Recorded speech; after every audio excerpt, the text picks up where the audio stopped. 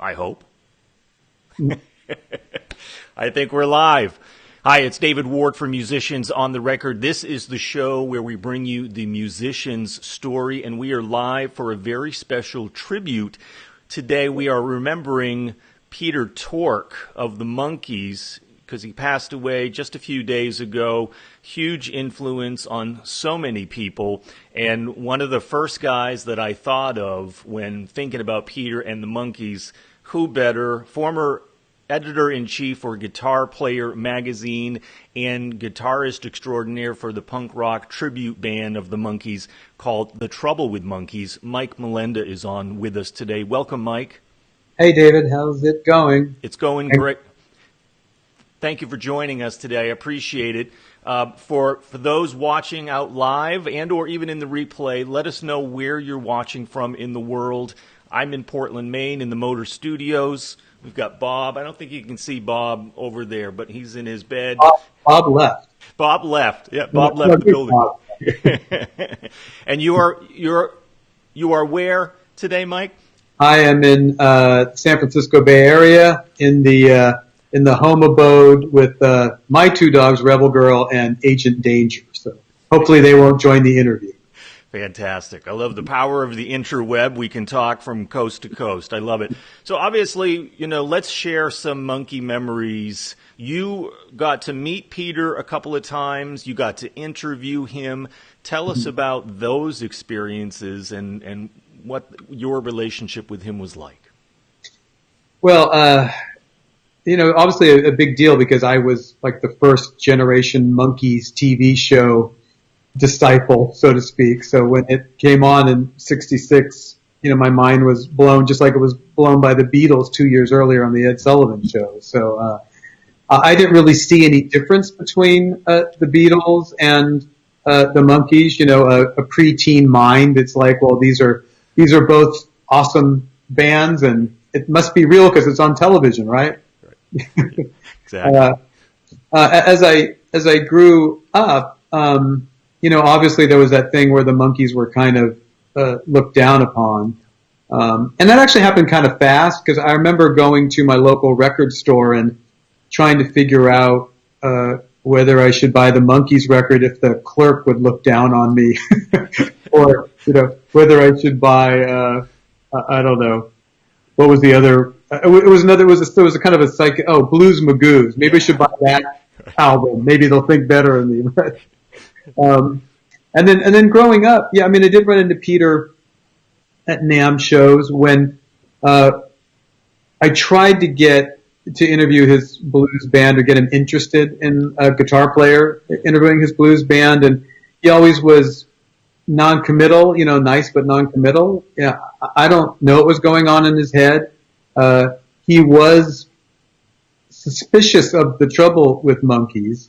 Because I think he thought that we were, having it off with him, making a joke. And I had to, of course, he wasn't really that interested in the explanation either, but I had to kind of let him know that, no, man, I love the Monkees, and this is the best way that I can pay tribute to what you and all those awesome songwriters, did, and the other guys by kind of modernizing the sound and doing just kind of imparting some of myself into that band by making it louder and more guitar oriented, and he calmed down a little bit on that one.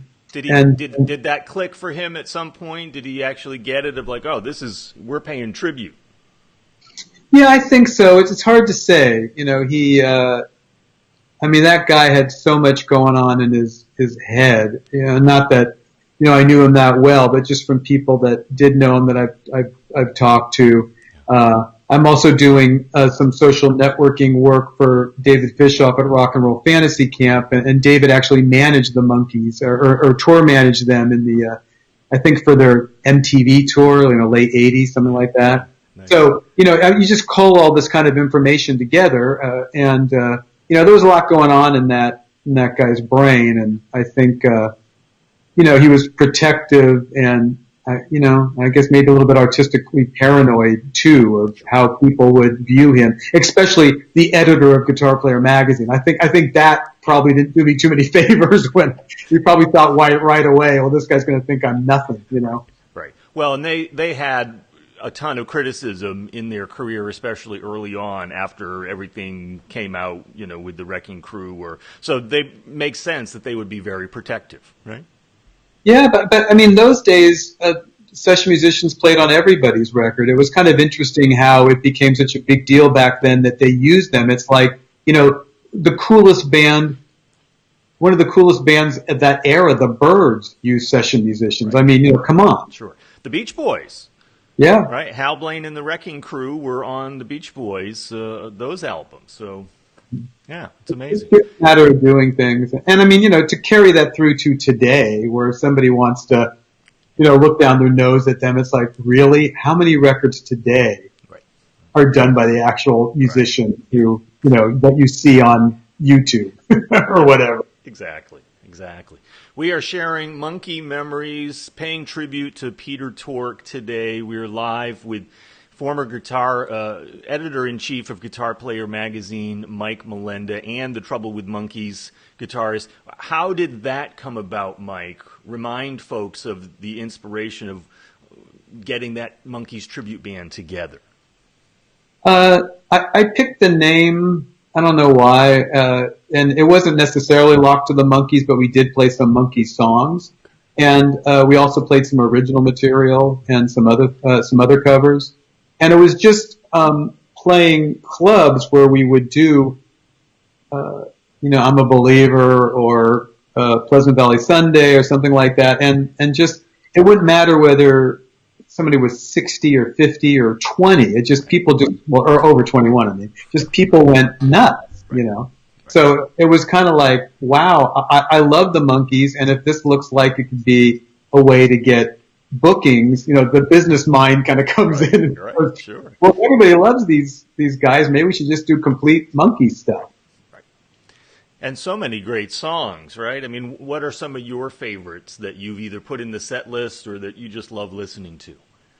Well, pretty much all of them. I love playing Pleasant Valley Sunday because we do kind of a psychedelic solo section that's interesting. Nice. Obviously, I'm a Believer gets people going. But it's also, I think that initially people think, well, why would you have a Monkees tribute band after I'm a Believer? What are you going to have? And they don't realize that when they start hearing us, it's like, oh my God, that's Last Train to Clarksville, or Look Out, Here Comes Tomorrow, or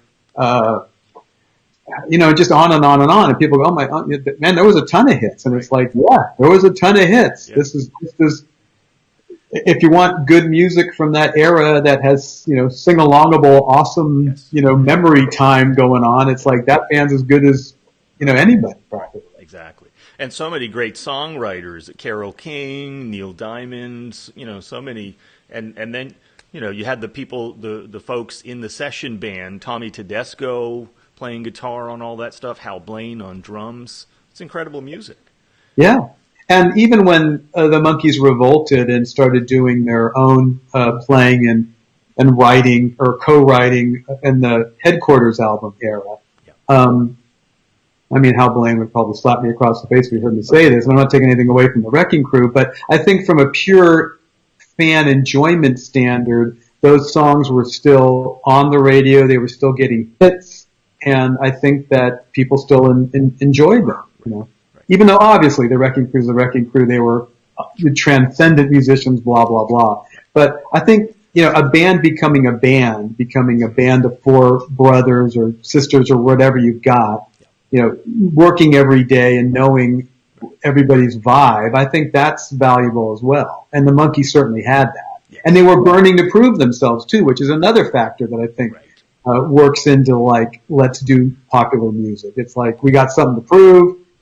It's our time. Yeah. Let's rock it, Right, exactly. Yeah, because early on, they said, we're going to show people that we can play our instruments, and they went out on tour as well. So, yeah, and even bringing Jimi Hendrix with them, right? Yeah. Well, there was an amount of cool. There's pictures of Jimi Hendrix sitting down with Mickey and Peter and Mike, and I mean, I don't know what was in Hendrix's mind, but it didn't seem like he was going, I'm not going to hang out with these guys, because there was a lot of photos of him hanging out with them. So exactly. He must have gotten something out of it. It wasn't just, I don't want to be near these guys. They're going to ruin my reputation. Right. Yeah, exactly. Now, Peter played the sort of the goofy, sort of dopey one on the show. That wasn't his. I mean, he was very bright, very articulate guy, and an accomplished musician.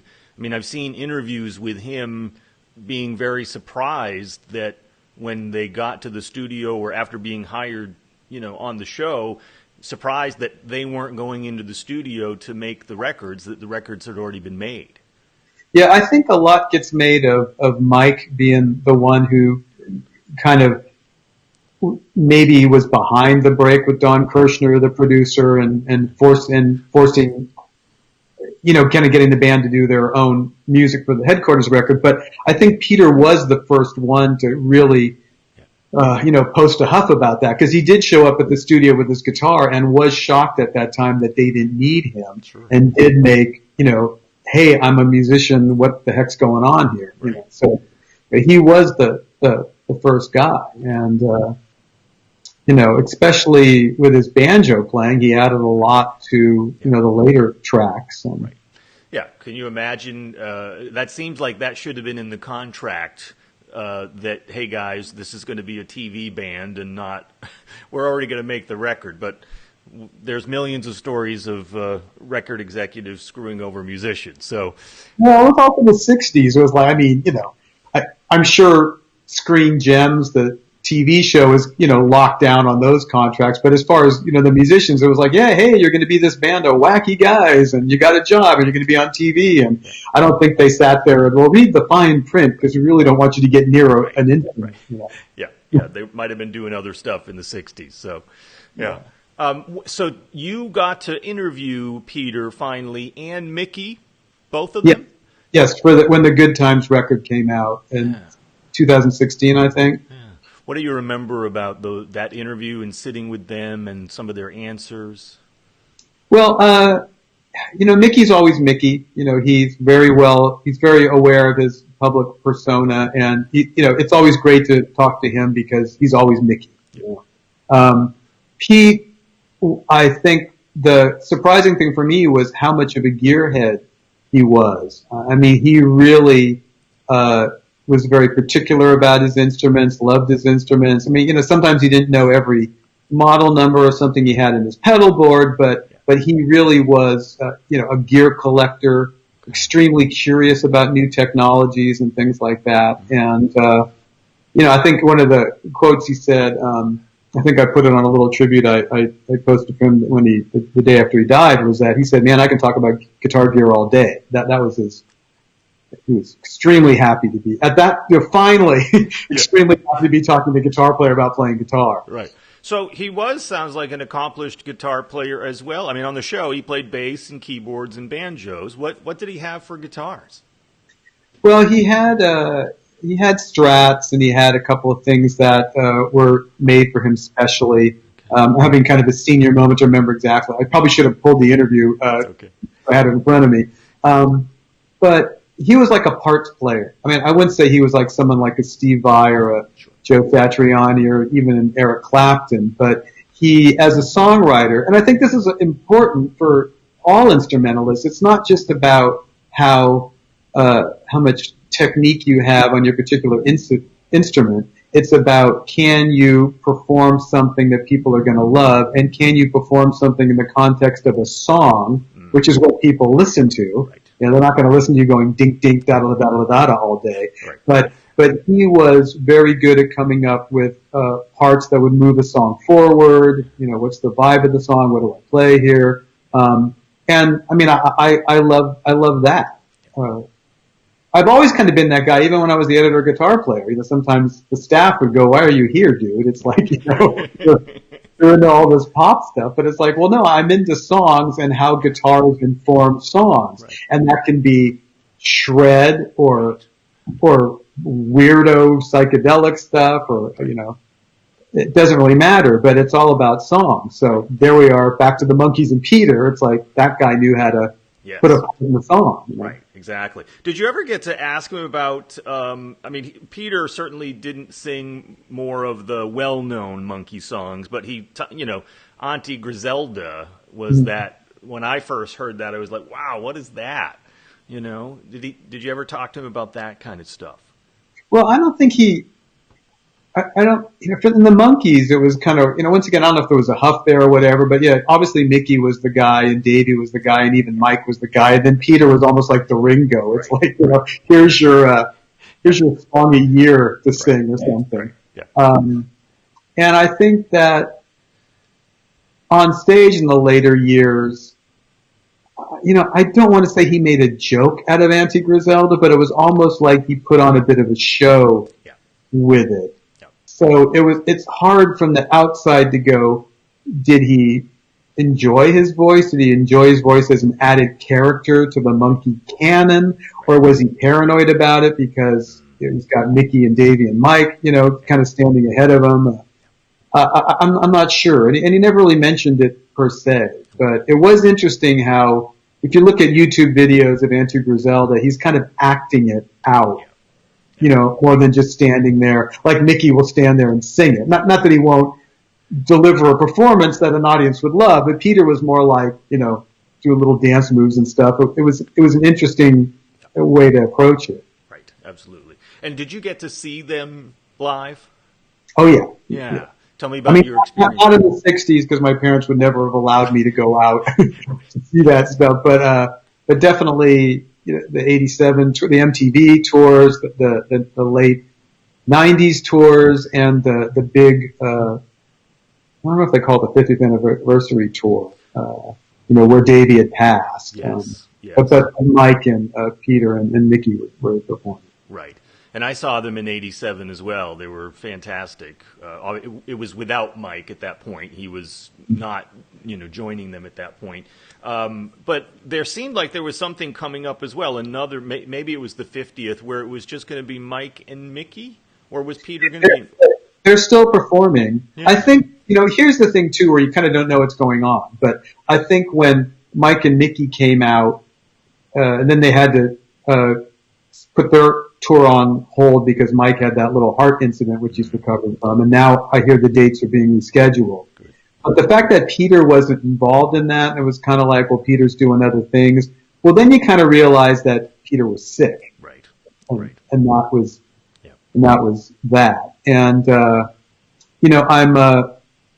I'm good acquaintances. I don't want to say I'm good friends. I'm good acquaintances with, June Millington, who was in Fanny.